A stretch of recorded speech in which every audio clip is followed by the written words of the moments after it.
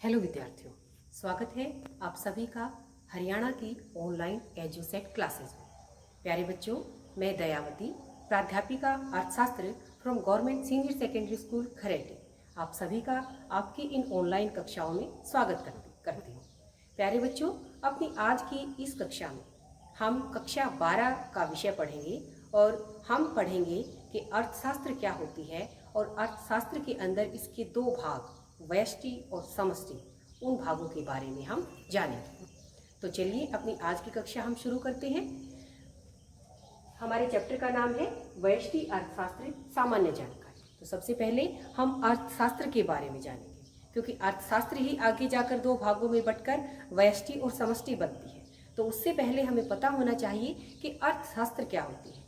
आप बच्चों को भी ये उत्सुकता होगी कि जो विषय आप पढ़ते हो, अगर हम इस विषय की परिभाषा की बात करें, 2 या 3 पंक्तियों के अंदर हम ये जानना चाहें कि अर्थशास्त्र क्या होती है, तो उसकी क्या परिभाषा होगी। तो बच्चों, अर्थशास्त्र की अगर हम बात करें तो अर्थशास्त्र एक बहुत ही विशाल विषय है। इसके अंदर हम जो दूसरे विषय हैं उन सभी विषयों को भी पढ़ते हैं। एक प्रत्येक जो गृहस्थ व्यक्ति होता है, जो आम आदमी होता है, जो अपने परिवार को चला रहा होता है, वो हर एक व्यक्ति एक तरह से अर्थशास्त्री होता है, अर्थशास्त्र की तरह सोच रखता है। क्योंकि हर एक व्यक्ति अपनी आजीविका चलाने के लिए ये सोचता है कि उसकी ज़्यादा से ज़्यादा ज़रूरतें, ज़्यादा से ज़्यादा आवश्यकताएं उसके थोड़े से साधनों में कैसे पूरी हो सकती हैं। तो प्यारे बच्चों, जो प्रत्येक व्यक्ति होता है, उस हर एक व्यक्ति की आवश्यकताएं क्या होती हैं? अनलिमिटेड होती हैं, असीमित होती हैं। आप सभी को पता होगा कि एक व्यक्ति की या आपकी कोई एक ज़रूरत, एक डिमांड जब पूरी होती है तो उसके बाद कोई दूसरी, दूसरी के बाद कोई तीसरी। जब तक व्यक्ति का जीवन है तब तक उसके जीवन में आवश्यकताएं बनी रहती हैं, और जब व्यक्ति जन्म लेता है तभी से उसकी ये आवश्यकताएं पैदा हो जाती हैं। तो तब तक जीवन है, तब तक आवश्यकताएं हैं, और आवश्यकताएं कैसी हैं? असीमित हैं, अनलिमिटेड हमारी आवश्यकताएं हैं। हमारी एक आवश्यकता पूरी होती है तो दूसरी पूरी होती है तो तीसरी। जैसे हमारी आवश्यकता है कि भाई हम अच्छे कपड़े पहने, अगर हमारी वो डिमांड पूरी हो जाती है, अब हमें अच्छा घर चाहिए, अच्छा घर भी हो जाता है, तो अब हमें चाहिए कि हम किसी और अच्छी जगह पर रहें, तो इसके बाद और कोई उससे बड़ी, उसके बाद और कोई उससे बड़ी। तो हमारी आवश्यकताएं क्या होती हैं? असीमित होती हैं, अनलिमिटेड होती हैं। और इन आवश्यकताओं को पूरा करने वाला जो साधन होता है, वो साधन क्या होता है? सीमित होता है, कम मात्रा में होता है।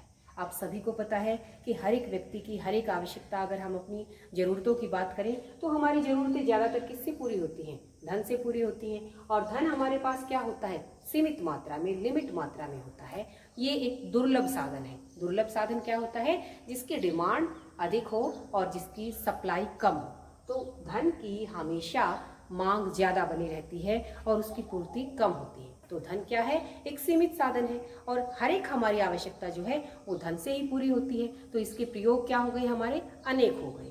तो जो अर्थशास्त्र विषय है, इस अर्थशास्त्र विषय के अंदर हम उन सभी कार्यों को पढ़ते हैं, उन सभी कार्यों का अध्ययन करते हैं जो मनुष्य अपनी इन असीमित आवश्यकताओं को पूरा करने के लिए इन सीमित साधनों को खर्च करके करता है।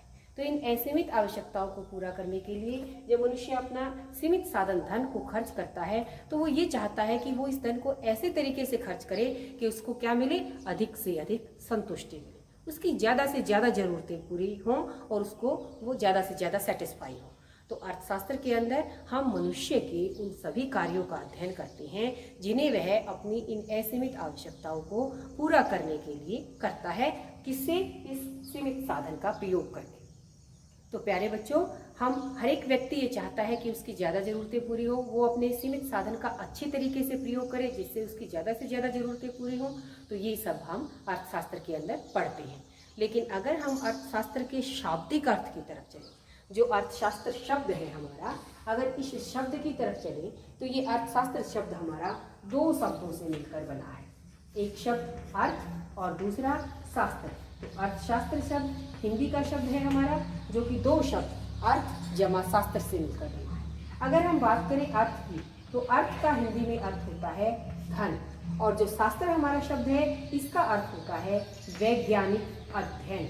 वैज्ञानिक अध्ययन यानी कि हम क्या करते हैं? जब हम अर्थशास्त्र पढ़ते हैं तो हम ये पढ़ते हैं कि धन को कैसे कमाया जाए, कैसे खर्च किया जाए, धन का वैज्ञानिक अध्ययन करते हैं। कैसे कमाएं, कैसे खर्च करें कि हमारी क्या हो, हमारी जो अनलिमिटेड हमारी जो आवश्यकताएं हैं उनको हम पूरा कर सके अपने इस धन का प्रयोग करके। तो अर्थशास्त्र में हम क्या पढ़ते हैं? अर्थशास्त्र में हम पढ़ते हैं कि अपनी इन असीमित जरूरतों को, असीमित आवश्यकताओं को पूरा करने के लिए जो धन है, उस धन को कैसे अच्छे से अच्छे तरीके से हम प्रयोग करें कि हमारी अधिक से अधिक आवश्यकताएं पूरी हों। तो शाब्दिक अर्थ धन का वैज्ञानिक अध्ययन, यानी कि हम ज़्यादा से ज़्यादा धन कमाएं और फिर उस धन को कैसे हम खर्च करें। तो धन का वैज्ञानिक अध्ययन हम कहाँ करते हैं? हम पढ़ते हैं ये अर्थशास्त्र के अंदर। अब ये हिंदी की बात हुई, अर्थशास्त्र शब्द की बात हुई। अब अंग्रेजी भाषा में हम अर्थशास्त्र को क्या कहते हैं? अंग्रेजी भाषा में हम अर्थशास्त्र को कहते हैं इकोनॉमिक्स। तो जो अंग्रेजी का शब्द है हमारा इकोनॉमिक्स, अगर हम इस शब्द की बात करें तो ये अंग्रेजी का शब्द दो शब्दों से मिलकर बना है, दो शब्दों से मिलकर बना है। वो दो शब्द कौन कौन से हैं? वो दो शब्द हैं ऑक्योस और दूसरा शब्द है हमारा नेम। ये जो दो शब्द हैं, ये दो शब्द अंग्रेजी भाषा के नहीं हैं। आप सभी को याद रखना है कि अंग्रेजी का शब्द इकोनॉमिक्स है और ये अंग्रेजी का शब्द दो शब्दों से मिलकर बना है, ऑक्योस और नेम। लेकिन ये जो दोनों शब्द हैं, ये दोनों शब्द कौन सी भाषा के हैं? ये दोनों शब्द ग्रीक भाषा से लिए गए हैं, ग्रीक भाषा के शब्द हैं। तो जब हम ऑप्शन टाइप छोटे मल्टीपल चॉइस क्वेश्चंस की बात करते हैं तो ग्रीक भाषा के दो शब्द ऑक्योस और नेमिन कौन सी भाषा के शब्द हुए? ग्रीक भाषा के। अब जो ये ऑक्योस शब्द है, इसका क्या अर्थ होता है? इसके अगर हम हिंदी में अर्थ की बात करें तो इसका हिंदी में अर्थ होता है घर, या हम कह सकते हैं गृह।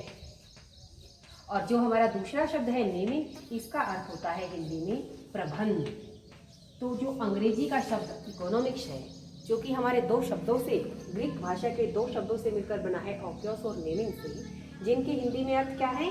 गृह प्रबंध, यानी कि घर का प्रबंध, यानी कि घर को कैसे चलाया जाए।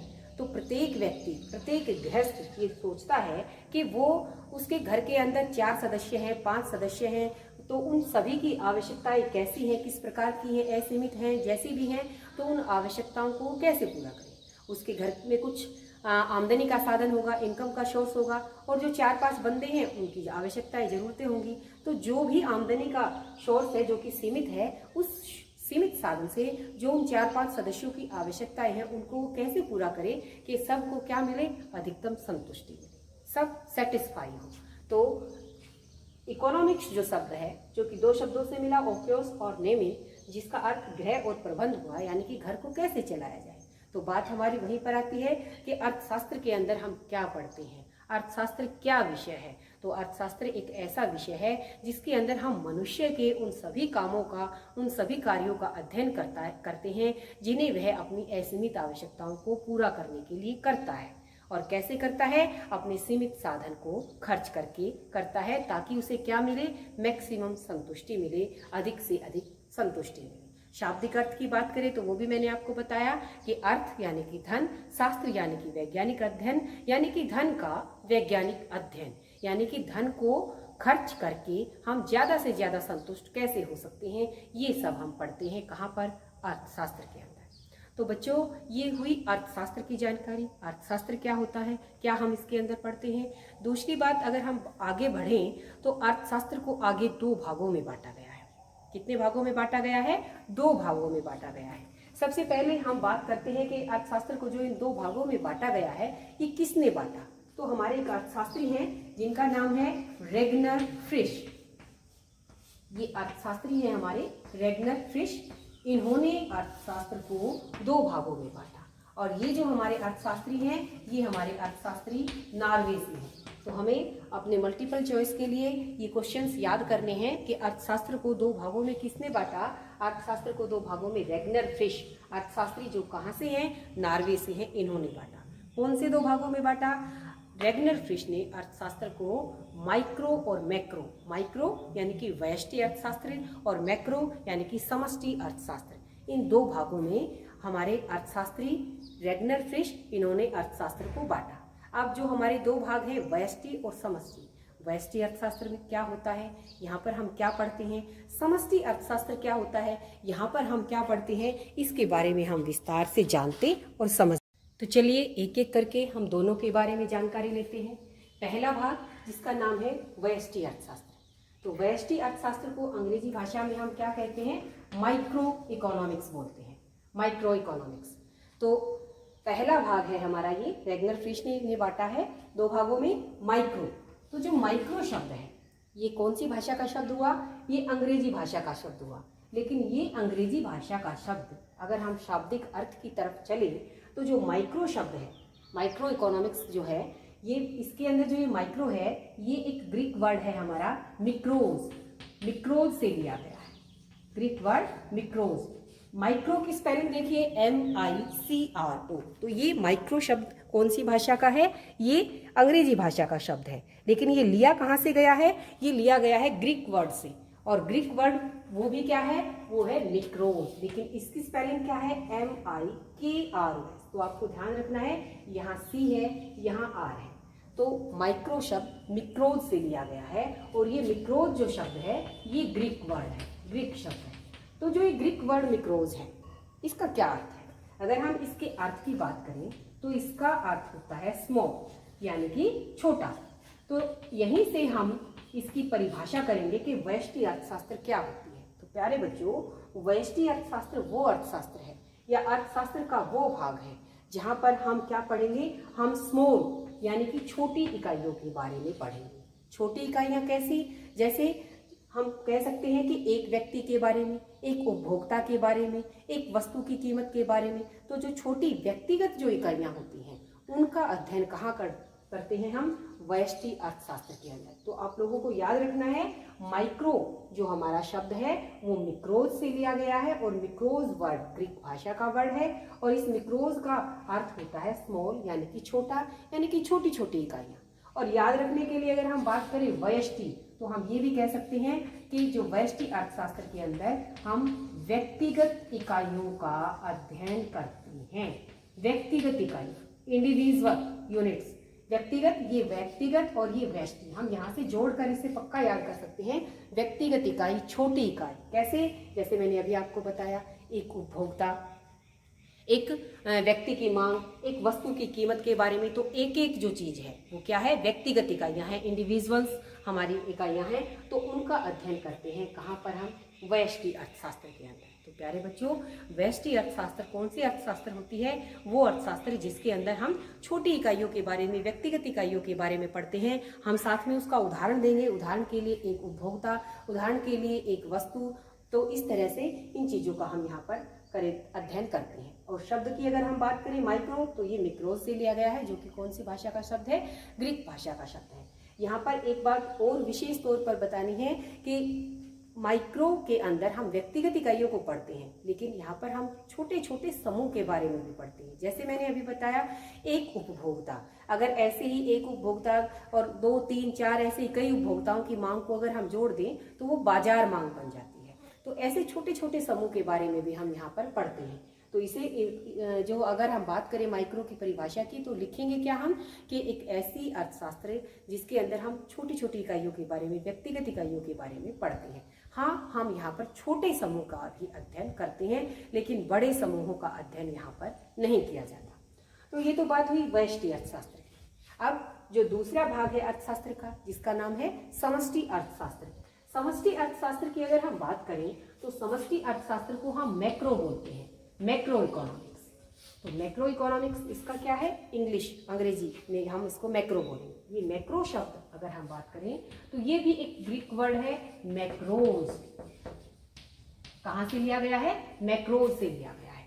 तो ये मैक्रोज शब्द, जैसे हमारा मिक्रोज ग्रीक था, ऐसे ही मैक्रोज भी ग्रीक भाषा का शब्द है। तो समष्टि अर्थशास्त्र यानी कि इसके अंदर हम मैक्रो यानी कि मैक्रोज, यानी कि मैक्रो का हिंदी में अर्थ क्या होता है, लार्ज या बड़ा। तो बहुत ही आसान है इनका शब्द समझना कि व्यष्टि के अंदर तो हम छोटी छोटी व्यक्तिगत इकाइयों का अध्ययन करेंगे। व्यक्तिगत या व्यष्टि, यहाँ से ये दोनों याद कर सकते हैं हम आसानी से। समष्टि अर्थशास्त्र यानी कि मैक्रो, जो कि मैक्रोज वर्ड से लिया गया है ग्रीक भाषा का, और जिसका अर्थ होता है लार्ज या बड़ा, यानी कि यहाँ पर हम बड़ी इकाइयों का अध्ययन करेंगे। और हम लिख सकते हैं कि सम या कह सकते हैं सामूहिक, सामूहिक इकाइयों का अध्ययन किया जाता है। कहाँ पर? समष्टि अर्थशास्त्र में। तो प्यारे बच्चों, यहाँ से हमारी दोनों परिभाषाएं और साथ साथ दोनों में क्या अंतर है हम आसानी से कर सकते हैं कि माइक्रो इकोनॉमिक्स के अंदर हम इंडिविजुअल इकाइयों के बारे में पढ़ेंगे, जबकि मैक्रो के अंदर हम सामूहिक इकाइयों के बारे में पढ़ेंगे। सामूहिक इकाइयाँ कैसी सामूहिक इकाइयाँ? इसका भी हम उदाहरण लेते हैं, जैसे राष्ट्रीय आय। राष्ट्रीय आय पूरे राष्ट्र की आय की बात हम कर रहे हैं। जैसे रोजगार की बात करें तो रोजगार किसी एक व्यक्ति की बात नहीं होती, वहाँ पर पूरे राष्ट्र के रोजगार की बात होती है। ऐसे ही कीमत स्तर की हम बात करें, कीमत स्तर का अर्थ है सामूहिक कीमत स्तर, सभी वस्तुओं का, सभी सेवाओं का कीमतों में उछाल है या कीमतों में गिरावट है, तो वो कीमत स्तर किसी एक वस्तु की कीमत की बात नहीं है, सभी वस्तुओं की कीमतों की बात है। तो ऐसी ऐसी जो हमारी इकाइयाँ होती हैं, तो उनका अध्ययन हम कहाँ करते हैं? उनका हम समष्टि अर्थशास्त्र के अंदर हम उनको पढ़ते हैं। तो बहुत ही आसान यहाँ से कि अगर बड़ी इकाइयाँ हैं, सामूहिक इकाइयाँ हैं, संपूर्ण अर्थव्यवस्था की अगर बात है तो वो हम कहाँ पढ़ेंगे? वो हम मैक्रो के अंदर पढ़ेंगे। लेकिन अगर किसी व्यक्तिगत इकाई की बात है, जैसे किसी एक वस्तु की मांग की बात है, किसी एक उपभोक्ता की बात है, किसी एक फर्म की बात है, तो वो चीज़ें हम कहाँ पर पढ़ेंगे? वो हम व्यष्टि अर्थशास्त्र के अंदर पढ़ेंगे।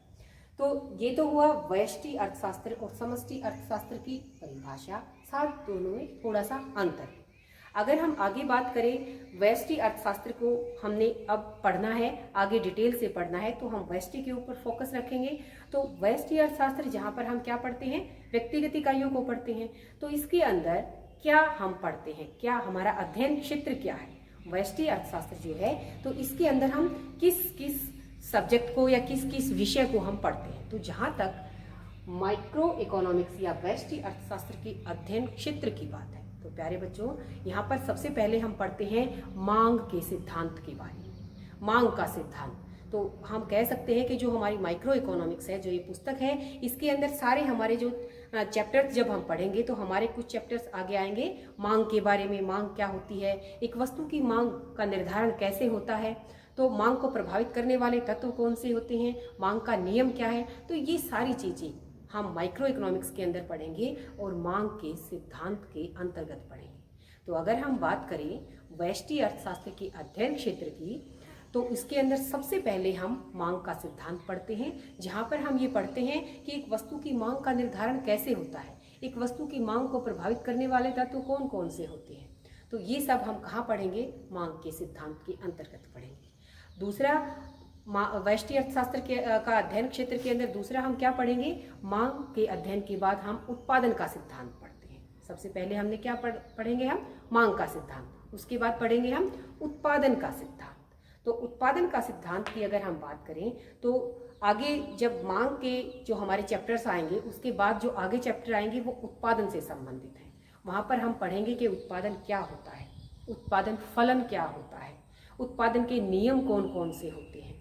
तो इन सभी चीज़ों के बारे में हम जो उत्पादन का सिद्धांत है उसके अंतर्गत हम ये सारी बातें पढ़ेंगे कि एक वस्तु का जब उत्पादन किया जाता है तो किन किन बातों का ध्यान रखा जाता है, कौन कौन से नियम उत्पादन के होते हैं, तो वो सब हम कहाँ पढ़ेंगे? उत्पादन के सिद्धांत के अंतर्गत। तीसरा, अगर व्यष्टि अर्थशास्त्र के अध्ययन क्षेत्र की बात करें तो आगे पढ़ेंगे हम मांग के सिद्धांत, उत्पादन के सिद्धांत के बाद हम पढ़ेंगे कीमत निर्धारण का सिद्धांत। तो एक वस्तु की कीमत कैसे निर्धारित होती है, एक वस्तु की मांग क्या है, पूर्ति क्या है, और उसके हिसाब से एक वस्तु की कीमत का कैसे निर्धारण किया जाएगा, ये सब हम कीमत निर्धारण के अंतर्गत पढ़ेंगे।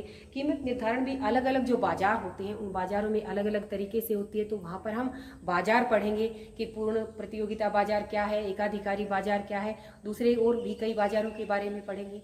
आगे अगर हम बात करें और व्यष्टि अर्थशास्त्र में क्या पढ़ते हैं, तो फिर उसके बाद हमारे साधन कीमत का निर्धारण आता है। जो उत्पादन किया जाता है इसके अंदर उत्पादन के साधनों को लगाया जाता है, और जब उस वस्तु की बिक्री की जाती है, उत्पादन की बिक्री की जाती है, तो उससे जो आय मिलेगी उस आय का बंटवारा भी फिर उत्पादन के सभी साधनों के बीच किया जाएगा। तो वो सब चीज़ें हम साधन कीमत निर्धारण के अंतर्गत पढ़ते हैं। तो प्यारे बच्चों, व्यष्टि अर्थशास्त्र में हम क्या क्या पढ़ते हैं ये मैंने आपको बताया है। व्यष्टि अर्थशास्त्र में हम पढ़ेंगे मांग का सिद्धांत, व्यष्टि अर्थशास्त्र में हम पढ़ेंगे उत्पादन का सिद्धांत, व्यष्टि अर्थशास्त्र में कीमत निर्धारण कैसे होती है और साधनों की जो कीमत है उसका निर्धारण कैसे होता है, ये सब हम व्यष्टि अर्थशास्त्र के अध्ययन क्षेत्र के अंतर्गत पढ़ेंगे। इसके अलावा अगर हम आगे बात करें कि व्यष्टि जो अर्थशास्त्र है, इस अर्थशास्त्र का पढ़ने के क्या महत्व है, तो ये हम आगे पढ़ेंगे। तो प्यारे बच्चों, ये जानने के बाद कि अर्थशास्त्र क्या होती है, अर्थशास्त्र के दो भागों में व्यष्टि और समष्टि अर्थशास्त्र, इन दोनों में क्या अंतर है और व्यष्टि अर्थशास्त्र का क्या अध्ययन क्षेत्र है, हम इसके अंदर क्या क्या पढ़ते हैं, ये सब पढ़ने के उपरांत अब हमें ये भी पता होना चाहिए कि जो व्यष्टि अर्थशास्त्र हमने पढ़ी या हम पढ़ेंगे उसका उपयोग क्या है, उसका महत्व क्या है। तो जो विद्यार्थी माइक्रो इकोनॉमिक्स पढ़ता है उसे पढ़ने के बाद उसको आगे किन कामों में इससे मदद मिलेगी, समझ मिलेगी। तो इसके उपयोग हम पॉइंट वाइज एक एक पॉइंट करके हम पढ़ेंगे कि व्यष्टि अर्थशास्त्र के अध्ययन का क्या महत्व है। तो अगर हम महत्व की बात करें तो सबसे पहले नंबर पर आएगा कि व्यष्टि अर्थशास्त्र को पढ़ने के उपरांत सभी विद्यार्थी एक अर्थव्यवस्था की कार्य प्रणाली क्या है ये समझने के योग्य हो जाएंगे। अर्थव्यवस्था यानी कि प्रत्येक देश, कोई भी देश वो कैसे काम करता है, उसकी कार्य प्रणाली क्या है, इसका ज्ञान हमें मिलता है। हर एक देश के अंदर कुछ उत्पादक होते हैं, कुछ उपभोक्ता होते हैं, फर्में होती हैं, तो वो सब किस तरीके से काम करती हैं और उन सब का कार्य प्रणाली क्या है ये समझने में हमें आसानी मिले। तो सबसे पहला महत्वपूर्ण उपयोग व्यष्टि अर्थशास्त्र के अध्ययन का क्या है कि विद्यार्थी जान पाएंगे, हम सभी जान पाएंगे कि एक अर्थव्यवस्था की कार्यप्रणाली क्या होती है, एक अर्थव्यवस्था कैसे चलती है, एक अर्थव्यवस्था के अंदर जो फर्में होती हैं, जो उत्पादक होते हैं, जो उपभोक्ता होते हैं और जिन वस्तुओं की वो मांग करते हैं, उन सब के बारे में हम जान पाएंगे, अर्थव्यवस्था की कार्यप्रणाली को समझ पाएंगे। दूसरा महत्व भविष्यवाणी। व्यष्टि अर्थशास्त्र के पढ़ने के बाद आप सभी विद्यार्थी भविष्यवाणी कर पाएंगे। भविष्यवाणी कैसी भविष्यवाणी? भविष्यवाणी जो साइंस के अंदर भविष्यवाणियाँ होती हैं उस तरह की भविष्यवाणी अर्थशास्त्र के अंदर हम नहीं कर सकते। तो अर्थशास्त्र की जो भविष्यवाणी होती हैं वो किसी एक कारण के ऊपर निर्भर करती हैं। हम इस अर्थशास्त्र के अंदर जो भी भविष्यवाणियाँ करेंगे वो औसतन सत्य होती हैं, 100% सत्य हम उन्हें नहीं कह सकते। हाँ, हम ये अंदेशा जता सकते हैं कि अगर ऐसा होगा तो इसके ये परिणाम होंगे। तो व्यष्टि अर्थशास्त्र को पढ़ने के उपरांत भी हम छोटी भविष्यवाणियाँ, जैसे उदाहरण के लिए मैं कहूँ कि अगर कीमतों के अंदर उछाल आता है, कीमतें बढ़ती हैं, तो हम ये कह सकते हैं कि कीमतों के अंदर जब वृद्धि होती है तो मांग कम हो जाती है, मांग घट जाती है। तो इस तरह की भविष्यवाणियाँ हम अर्थशास्त्र के अंदर कर सकते हैं कि कीमतें अगर कम हो जाए, कोई भी वस्तु है तो किसी वस्तु की कीमत जब गिरती है तो उसकी मांग क्या होगी, कीमतों के गिरने से मांग में वृद्धि होगी। तो व्यष्टि अर्थशास्त्र के अंदर या वैसे अर्थशास्त्र के अंदर हम भविष्यवाणी करने के योग्य हो जाते हैं। दूसरा महत्व क्या है व्यष्टि अर्थशास्त्र के पढ़ने का? आर्थिक नीतियाँ। आर्थिक नीतियाँ सरकार समय समय पर प्रशासनिक आर्थिक नीतियाँ बनाती रहती हैं, जो उस अर्थव्यवस्था के अंदर सर्वे किया जाता है और उन आर्थिक नीतियों का जो निर्माण होता है, जो विश्लेषण या समीक्षा हम कह सकते हैं, वो करने के हम योग्य हो जाते हैं। कब? जब हम व्यष्टि अर्थशास्त्र का अध्ययन कर लेते हैं। तो प्यारे बच्चों, व्यष्टि अर्थशास्त्र को समझने के बाद, व्यष्टि अर्थशास्त्र का अध्ययन करने के बाद हम आर्थिक नीतियों का विश्लेषण या उनकी समीक्षा या उनको समझने के योग्य हो जाते हैं। सरकार जब कोई भी नीति बनाती है तो उस नीति का उपभोक्ताओं के ऊपर क्या प्रभाव पड़ेगा, उत्पादकों के ऊपर क्या प्रभाव पड़ेगा, तो ये हम जान पाने के योग्य हो जाते हैं। तो हमने क्या समझा कि कोई भी नीति बनी है, उस नीति का विश्लेषण हम कर सकते हैं कि भाई इस नीति के इन इन भागों के ऊपर ये प्रभाव पड़ेंगे। तो ये सब हम कब जान पाएंगे? व्यष्टि अर्थशास्त्र के पढ़ने के उपरांत। तो ये व्यष्टि अर्थशास्त्र का महत्व है। इसके बाद आर्थिक कल्याण। तो प्यारे बच्चों, अभी हमने पढ़ा कि सरकार की जो नीतियाँ बनाई गई, उन नीतियों का विश्लेषण करने के योग्य हम हो जाएंगे, हम उनकी समीक्षा कर पाएंगे। तो इसके बाद हम ये भी बता सकते हैं कि कोई नीति हमारे लिए लाभदायक है या नहीं है, हमारे लिए कल्याणकारक है या नहीं है। अगर कल्याणकारक नहीं है तो हम उसे कैसे कल्याणकारी बना सकते हैं, हम कैसे उसे आदर्श बना सकते हैं, और अगर है तो हम ये भी हम बता सकते हैं। तो व्यष्टि अर्थशास्त्र को पढ़ने के उपरांत हम जान पाएंगे, हम ये समझने के योग्य हो जाएंगे कि कोई आर्थिक नीति हमारे लिए कितनी कल्याणकारी है, कितनी कल्याणकारी नहीं है, और क्या उसके अंदर परिवर्तन करने के उपरांत वो कल्याणकारी हो सकती है। तो ये सब हम जान पाएंगे। इसके बाद व्यष्टि अर्थशास्त्र का महत्व क्या है? प्रबंध संबंधी निर्णय। प्रबंध संबंधी निर्णय यानी कि जब हम व्यष्टि अर्थशास्त्र का अध्ययन करते हैं तो उसके बाद हम ये निर्णय ले सकते हैं। प्रबंध संबंधी निर्णय कब लिए जाएंगे? हम ये देखेंगे कि कोई हमने उत्पादन का काम किया है तो हमारी लागतें कितनी आई, हमारी आमदनी कितनी हुई, तो लागतों के आधार पर, आमदनी के आधार पर, मांग के आधार पर हमें आगे इसका और उत्पादन करना है नहीं करना है, तो प्रबंध संबंधी निर्णय लेने के योग्य भी हम हो जाएंगे। तो जब हम व्यष्टि अर्थशास्त्र पढ़ लेते हैं, उसका अध्ययन कर लेते हैं, तो एक फर्म के लिए, एक उपभोक्ता के लिए ये प्रबंध संबंधी जो उत्पादन संबंधी जो निर्णय लेने होते हैं वो लेने आसान हो जाते हैं। अंतर्राष्ट्रीय व्यापार में सहयोग। इसके अलावा जब हम व्यष्टि अर्थशास्त्र पढ़ते हैं तो व्यष्टि अर्थशास्त्र पढ़ने के बाद जो दो देश हैं और विभिन्न देशों के बीच में जो आपस में व्यापार होता है, तो उन व्यापारों का एक अर्थव्यवस्था के लिए कितना फ़ायदा है, कितना नुकसान है, क्या मदद मिल सकती है, क्या मदद नहीं मिल सकती, ये सब हम जान सकते हैं। जानने के योग्य और समझने के योग्य हम हो जाते हैं।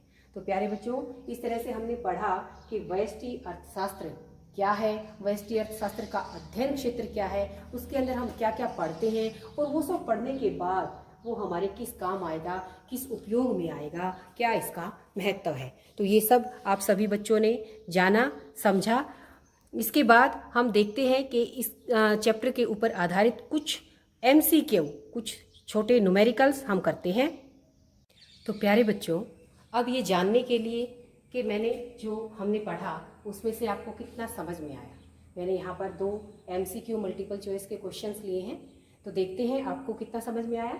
सबसे पहला क्वेश्चन है, निम्न में से कौन सा व्यष्टि चर है? अभी अभी हमने पढ़ा कि समष्टि के अंदर हम क्या पढ़ते हैं और व्यष्टि के अंदर हम क्या पढ़ते हैं। तो माइक्रो इकोनॉमिक्स का इनमें से ऐसा कौन सा है जो 4 ऑप्शंस हमें दिए हुए हैं जो हम व्यष्टि चर जिसे हम कह सकते हैं, जो हम माइक्रो के अंदर पढ़ते हैं। तो पहला ऑप्शन है हमारा राष्ट्रीय आय, सेकंड नंबर पर कीमत स्तर, तीसरा ऑप्शन है हमारा फर्म का उत्पादन, और लास्ट इनमें से कोई नहीं। तो इनमें से हमारा कौन सा ऑप्शन हमारा सही होगा? तो चलिए देखते हैं। व्यष्टि चर कहा है यानी कि माइक्रो का के अंदर हम जो पढ़ते हैं, यानी कि व्यक्तिगत इकाई हमें देखनी है, छोटी इकाई हमें देखनी है। तो जो राष्ट्रीय आय की जहाँ तक अगर हम बात करें तो एक पूरी अर्थव्यवस्था की जो आय होती है वो हमारी राष्ट्रीय आय होती है। तो राष्ट्रीय आय किसी व्यक्तिगत इकाई की नहीं हो सकती, ये संपूर्ण अर्थव्यवस्था की बात है। तो राष्ट्रीय आय को हम कहाँ पढ़ते हैं? समष्टि के अंदर पढ़ते हैं, हम व्यष्टि के अंदर नहीं पढ़ेंगे। तो राष्ट्रीय आय हमारा ऑप्शन नहीं आएगा। सेकंड नंबर पर कीमत स्तर। कीमत स्तर यहाँ पर कहा गया है, किसी एक वस्तु की कीमत के बारे में नहीं कहा गया। तो कीमत स्तर का अर्थ है महंगाई। महंगाई कीमत स्तर यानी कि सभी वस्तुओं की कीमतों का बढ़ना या सभी वस्तुओं की कीमतों का गिरना, उसे हम कीमत स्तर के अंतर्गत गिनते हैं। तो कीमत स्तर भी किसी एक वस्तु की कीमत की बात नहीं हुई, ये तो सभी वस्तुओं की कीमतों से संबंधित है। तो कीमत स्तर भी हमारा व्यष्टि चर नहीं कहलाएगा, क्योंकि ये एक समूह से संबंधित है। तीसरा ऑप्शन हमारा आता है फर्म का उत्पादन। तो प्यारे बच्चों, जो हमारा तीसरा ऑप्शन है ये हमारा सही ऑप्शन है। जो अगर हम व्यष्टि चर की बात करें इन 4 ऑप्शंस में से, तो जो फर्म का उत्पादन है वो व्यष्टि चर है। अब ये कैसे है व्यष्टि चर? माइक्रो के अंदर हम इसको कैसे पढ़ते हैं?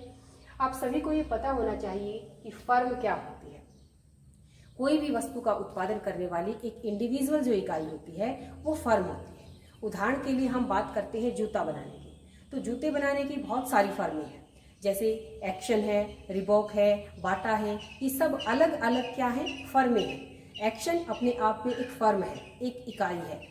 बाटा अपने आप में एक इकाई है, रिबॉक अपने आप में एक इकाई है। लेकिन अगर हम सभी जूता बनाने वाले कंपनियों को एक साथ शामिल कर दें तो वो क्या बन जाएगा? जूता उद्योग बन जाएगा। तो जो उद्योग होता है वो फर्मों का समूह होता है। लेकिन फर्म कोई एक स्पेसिफिक विशेष प्रकार की वस्तु बनाने वाली एक अकेली, एक इंडिविजुअल, वो क्या होती है? फर्म होती है। तो फर्म का उत्पादन क्या कहेगा? व्यष्टि चर कहलाएगा, क्योंकि ये कोई एक विशेष ब्रांड की, कोई एक विशेष नाम की जो एक उत्पादक है वो क्या है? हमारी फर्म है। तो फर्म का उत्पादन ये जो विषय है ये हम कहाँ पढ़ेंगे? व्यष्टि के अंतर्गत पढ़ेंगे। तो इन 4 ऑप्शंस में से सही उत्तर कौन सा आएगा? फर्म का उत्पादन। चलिए अब दूसरा क्वेश्चन लेते हैं। दूसरा क्वेश्चन है व्यष्टि अर्थशास्त्र के क्षेत्र में किसे शामिल किया जाएगा। ये भी हमारा ऊपर वाले क्वेश्चन की तरह ही है, क्योंकि इस चैप्टर में अधिकतर हमारे क्वेश्चंस बनते ही ऐसे हैं कि क्या ये विषय समष्टि का है, क्या ये विषय व्यष्टि का है। तो यहाँ पर भी मैंने 4 ऑप्शंस लिए हैं और हमें इनमें से ये बताना है कि इनमें से हम किसको माइक्रो के अंदर, व्यष्टि के अंदर शामिल करें। तो पहला ऑप्शन राष्ट्रीय आय, जो कि हम पहले से ही पढ़ चुके हैं, ये किसका विषय है, समष्टि का। दूसरे नंबर पर सामान्य कीमत स्तर। तो सामान्य कीमत स्तर बच्चों, ये भी कीमत स्तर और सामान्य कीमत स्तर बिल्कुल एक जैसे हैं। सामान्य कीमत स्तर यानी कि सभी वस्तुओं की कीमतों का उतरना और गिरावट होना, तो ये भी किसका विषय हो गया, समष्टि का हो गया। इसके बाद अंतर्राष्ट्रीय व्यापार। तो अंतर्राष्ट्रीय व्यापार एक देश दूसरे देश के साथ जो व्यापार करता है, तो वो किसी एक उसकी बात नहीं कर रहे, बहुत सारी वस्तुओं का एक देश दूसरे देश से व्यापार करता है। तो हम व्यापार में सहयोग की बात तो हमने महत्व पढ़ा था उसके अंतर्गत पढ़ी थी, लेकिन अध्ययन क्षेत्र के अंदर हम अंतर्राष्ट्रीय व्यापार को व्यष्टि के अंदर नहीं पढ़ते। तो अगर हम बात करें व्यष्टि के अंदर किसे शामिल करेंगे, तो हम किसे शामिल करेंगे, वस्तु की कीमत निर्धारण को, क्योंकि वस्तु की कीमत निर्धारण यहाँ पर एक चीज़ की बात हो रही है, सामान्य कीमत स्तर की बात नहीं हो रही, किसी एक वस्तु की बात हो रही है। और दूसरी महत्वपूर्ण बात, वैसे भी जो व्यष्टि अर्थशास्त्र है हम उसे कीमत निर्धारण सिद्धांत भी बोलते हैं। क्यों? क्योंकि एक वस्तु की कीमत का निर्धारण हम व्यष्टि के अंदर पढ़ते हैं।